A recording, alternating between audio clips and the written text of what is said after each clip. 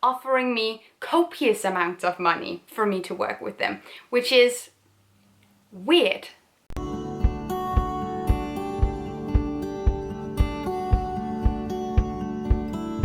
Hello everybody and welcome back to my channel. My name is Gitte Mary and today we are going to be talking about promotions, brands, companies, sponsorships. This was a video I decided to do after I saw Shell Bissell making one similar to this. I think this is a really good topic to talk about. Also, when there is sponsored content present on my platform, I think it's a really good idea to reflect upon this and assess it and also be open and transparent with you guys about it. And then also spill some tea on some companies that I'm definitely not gonna work with that kind of wanted to work with me. I'm going to tell you guys what I look for in promotions and sponsorships. I'm going to talk about some no-nos that I definitely don't want to see anywhere near my platform. And then I'm going to share some companies that reached out to me, how they did it, and some of the really funny things that they said when they did that. Okay, let's get started. But first, this video has a sponsor. No, I'm just kidding. We don't have a sponsor for this video. Okay, let's go. First of all, what I look for in brands, promotions, what I ask, and generally some kind of checklist that I go through, things that are important to me when companies reach out to me. The work environment is really important to me, especially in terms of how people that produce the products were treated, or what kind of work environment they're generally working in, how long hours they're working, fair wages, safety in the working environment, all this sort of stuff, transparency within the supply chain and within the types of factories they use, where these factories are located, and how they treat people in those factories is extremely important to me. So this is of course some of the first things that I ask about. If I cannot find anything about this on the brand's website, first of all, that's a red flag, but I will also ask, what do you do? How do you do it? Do you have any documentation that I haven't been able to find? Can you lead me in the direction of this information? Sometimes you just get an email back with nothing about what it says on the website, but just a intel, okay, this is actually how we do it. And I trust that very little. Then there's the product's material or composition, aka the ingredients or how it was made. This is also incredibly important to me. What materials make up the product, and is there documentation for the claims that the product is making? Like for instance, does the product claim to be 100% plastic free? Then what did you do to achieve this? Or how can we see that? Another big pet peeve of mine is when a company claims that a product is compostable or biodegradable, when they specifically do this without sharing how long it takes to break down, where it can break down, because just because something is compostable or biodegradable, which are two different things as well, by the way, does not mean that it will break down in your backyard. Sometimes it needs an industrial facility, composting facility, in order to do that. And it's really important to me that a company actually knows where the product can break down, how long, etc. This is incredibly important because otherwise you're just making a really empty claim. General overall sustainability claims as well. If you are claiming that a product can do certain things or have avoided certain things, or generally any kind of eco claim, I want to see documentation. I want for you to explain. The amount of times I've seen products being advertised or pitched to me that are sustainable, but then there's no further explanation as to how it is sustainable. There are other reflections that I like to see brands making in terms of return policies, shipping, repair services. This type of stuff I think is really important. And when a company goes the extra mile to make sure that all of this is in good order as well, that's a really good sign for me. Then there is the purpose. What is the purpose of the product? Because a product can be super sustainable, ethically made, but if the function isn't there, if there isn't a need for the product to exist in the world, is it really sustainable? When it comes to purpose, it's also really important to me that a company is not nudging consumers into buying more than they actually need. It's also a question of, are they doing weird clearance sales all the time? Or like, are they renewing their products all the time? This is also related to how a company is or is not sustainable. If they keep adding new products every single day and keep having clearance sales, that's not necessarily a type of brand I would want to work with. Then there is of course the notion of payment, because I cannot count the amount of times I have been expected to work for free or to produce content for free. I cannot count the amount of times I've been offered $50 for 8 hours of work. This happens all the time, and it generally happens when a PR company or a brand or company any type of person who reaches out to you do not value the work that you do. And if they don't do that, well then I won't be working with them. Paying me in products is also not gonna work because that's not how you pay rent. Now, here's some of the brands and companies I've turned down. I'm trying to make like small categories here to make this more organized, but bear with me, it might very well not be. First of all, we have fast fashion. I have so many fast fashion retailers reaching out to me, and the reason why they do that is very possibly because they get a list of YouTubers or Instagrammers with this number of subscribers. It's very often that they don't even write your name in the email, so that goes to show that they don't necessarily check out the accounts that they send out emails to, which is very, very much the case for these fast fashion brands, because I have gotten emails from H&M, Shein, ASOS, offering me copious amounts of money for me to work with them, which is weird. Usually I just delete the emails because I don't have time to sit there and be snarky. I have real work to do. But sometimes I just cannot help myself. For instance, in an email from one of these fast fashion brands, they included like a small pitch about the company and about what they do, what they're about, and about their selection of clothes. And it was sort of like a little pitch segment to show why I should care about them or why I should work with them. And one of the things that it said in this little pitch was, we add 5,000 new items to our shop every single day. This just rubbed me the wrong way, so I actually ended up replying in this case that, sorry, thank you for reaching out to me. I just want to let you know that I don't work with companies who overexploit the planet for profit. I don't work with companies who nudge consumers into over-consuming by adding 5,000 new items every single day. I don't know how you would think that this would be a positive thing. To which he actually replied, like the PR guy behind this brand, like behind the email, and he wrote back to me, is that a no? Bless his heart. Now, another type of brand deal that I have gotten quite a few times is the subscription format. And I know Shell Bissell talked about this kind of product or this kind of service in her video as well. Go and watch that, of course, as well. But I have kind of similar thoughts, and I think it's like subscription services, and specifically mystery box subscription services, is the worst thing on the planet. That's a little dramatic and over-exaggerated, but nonetheless, that's my opinion. Now, this shoe subscription service sends you a pair of shoes every month. Based on a quiz you take, they guess what type of preferences you have in terms of shoes, and they send you a pair of shoes every single month. Girl, how much do you walk? This is definitely an example of a completely unnecessary service. No one needs a new pair of shoes every single month. No one needs that many shoes. And I'm speaking as someone who used to have 100 pairs of shoes in high school, most of them stilettos. You don't need this many shoes. I don't think I ended up replying to this company because this was just all too ridiculous. The same thing sort of goes with the beauty mystery box monthly subscription boxes, where you don't get to alter, or at least you don't get to decide what you get for the most part. And then it's sort of like, you know, a mystery box with several different beauty products that you didn't ask for. And these types of subscription services are super, super wasteful because you end up with tons of product that you might not need, know how to use, that might not be fitted to your skin tone, that might not be fitted to the type of skin that you have. And there are so many different issues with these types of boxes that I just really, I cannot.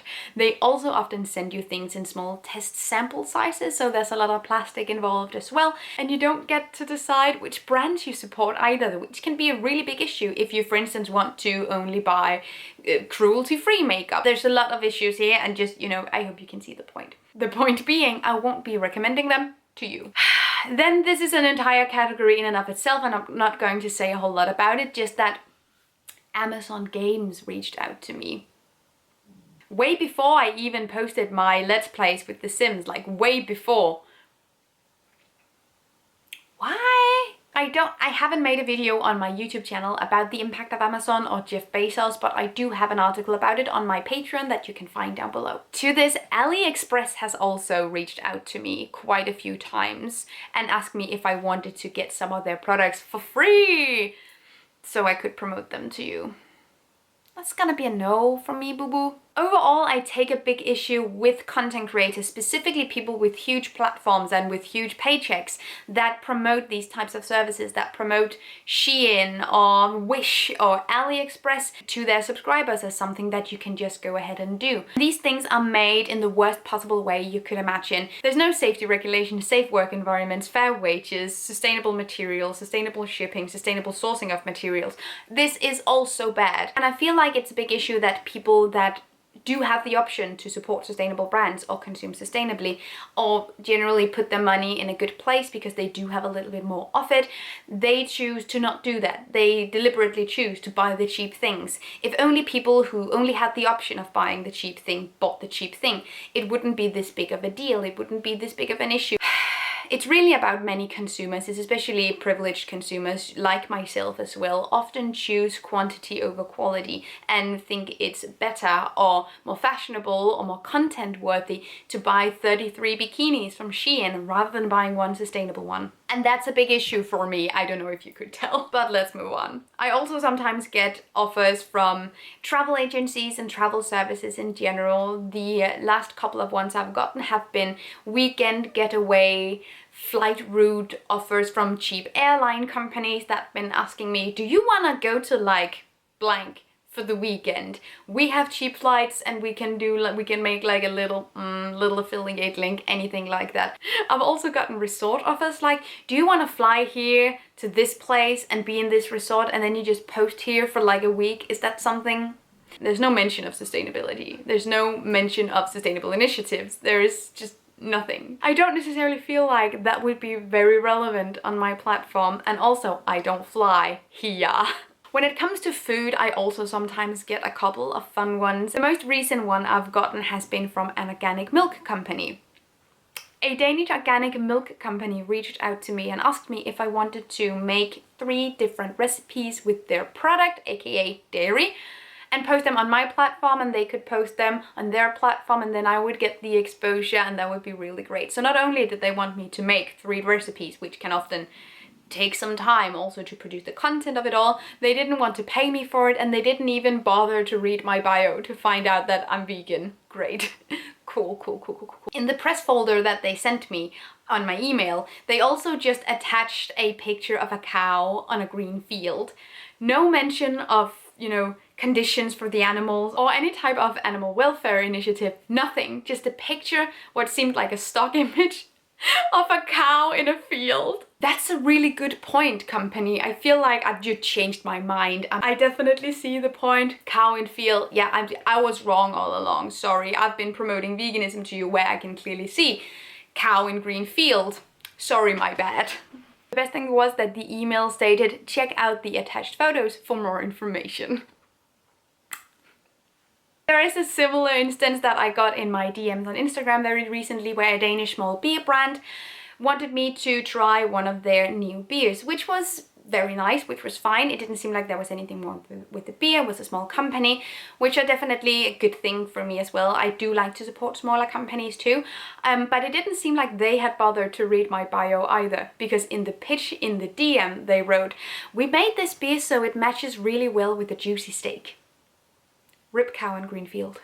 Just do better. Do better. Okay, beauty. Now there are tons of non-vegan beauty brands and beauty products that reach out to me. And that's a really, really easy way for me to reject brands.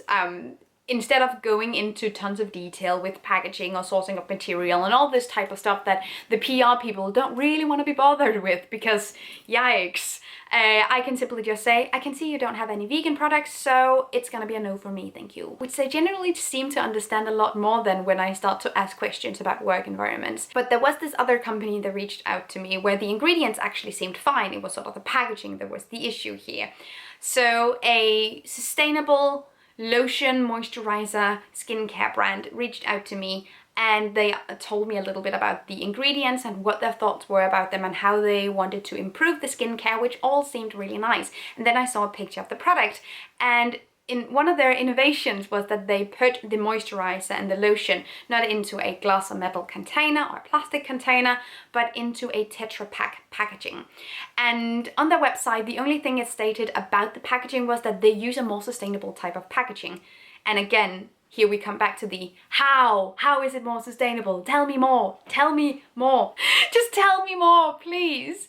I ended up writing back to them that thank you for reaching out to me. I feel like the things you did with the ingredients is really, really cool. I was just wondering, why did you choose to use a Tetra Pak packaging? Tetra Pak is a mix of plastic and paper / cardboard. And in most places, it's actually completely unrecyclable. It is recyclable somewhere, and more places are including recycling of this material, but generally it's not very common or widespread.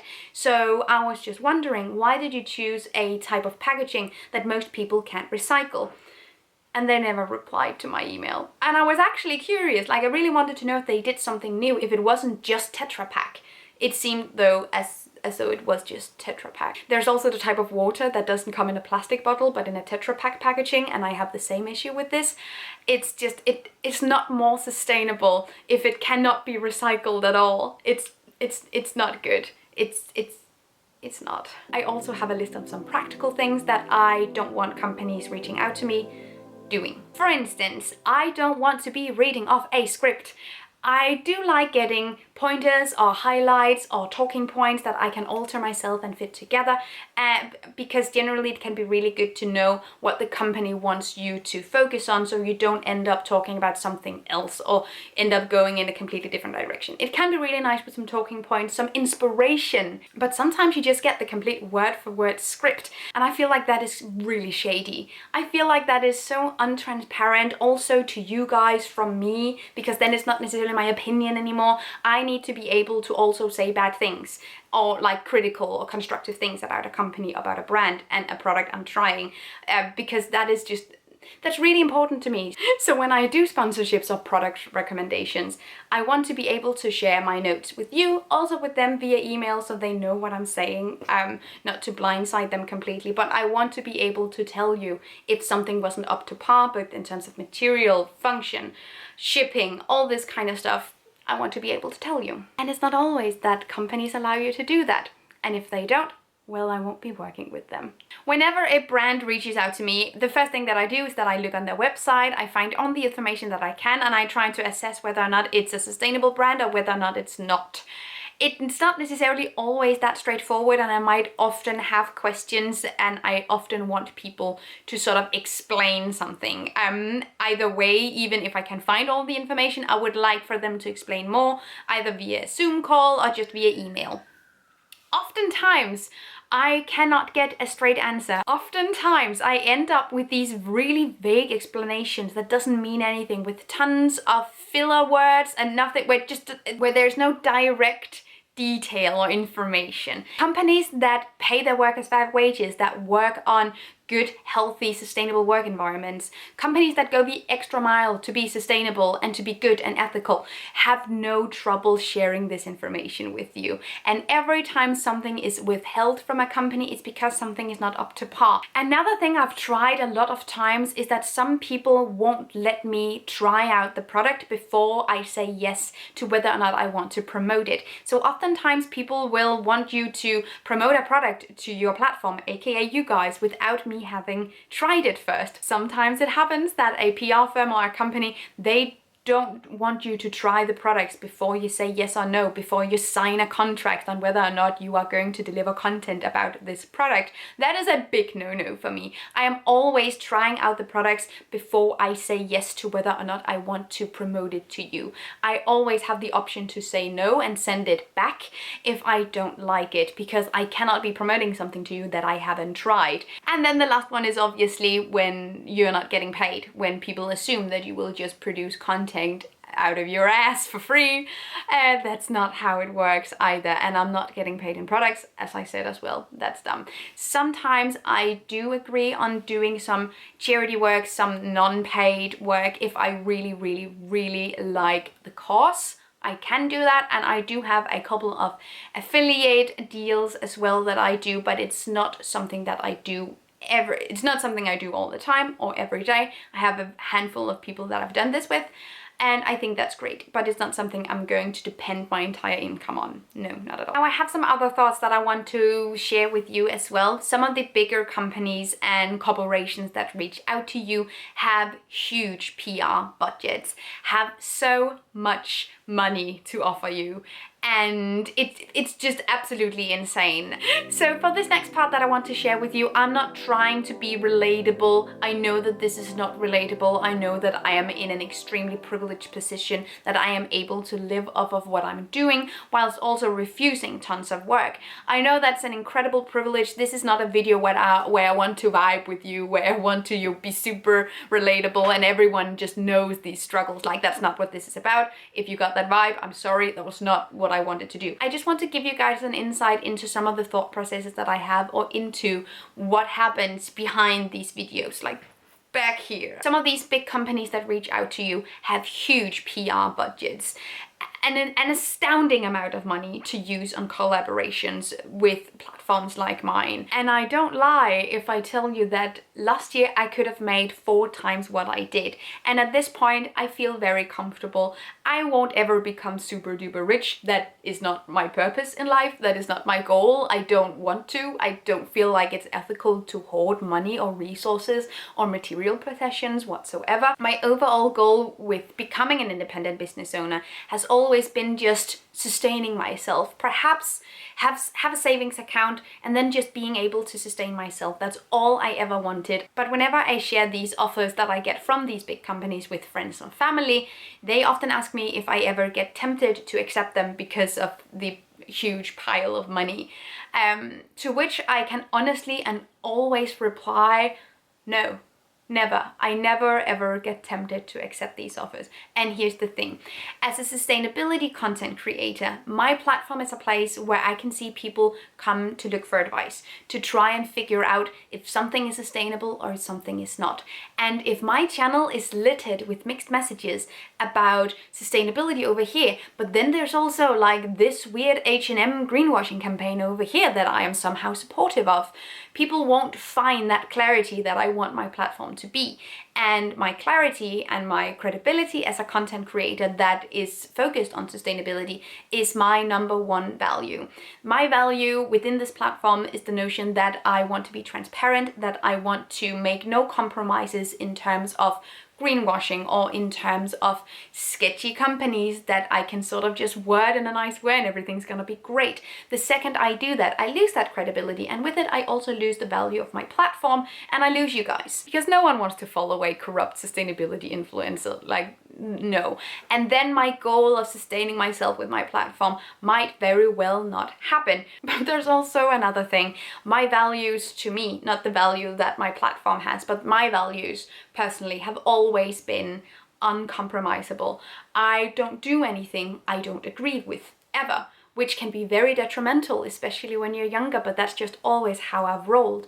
I get so guilty, I feel so self-conscious and guilty whenever I do something that's sort of against my morals or my values. So accepting these types of offers would definitely do me more harm than good. The idea of boycotting things for sustainability is not this performative act that I am only doing once I turn the camera on and when that narrative benefits me. It's something that I also do whenever the camera is off, whenever my phone is off, whenever no one is looking, I do the same things. I wouldn't ever be able to accept these offers because I so thoroughly disagree with the business practices of the companies that give them to me. So I'm a delight. This was it for my video. I hope this gave you some insight into what goes on behind the scenes, or maybe it just gave you a really good laugh. It definitely gave me a really good laugh to think about some of these deeply tragic but deeply comical emails and DMs that I sometimes get.